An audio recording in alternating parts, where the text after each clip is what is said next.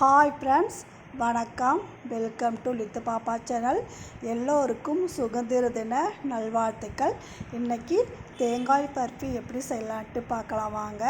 ஒரு வாணலை அடுப்பில் வைத்து அதில் 1 கப்பு தண்ணி, ஒரு 2 கப்பு சர்க்கரையும் சேர்த்து நல்லா அதை கொதிக்க விடணும்.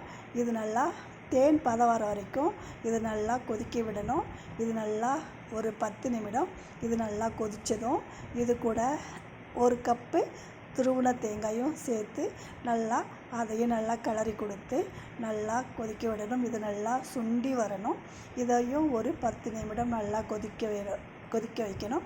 இது நல்லா கொதித்ததும் ஒரு நெய் தடவிய பிளேட்டுக்கு இதை மாற்றி இது நல்லா ஆற விடணும்.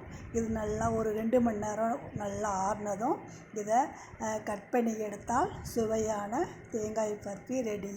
இது ரொம்ப நல்லாயிருக்கும். வீட்டிலையே ஈஸியாக செஞ்சிடலாம்.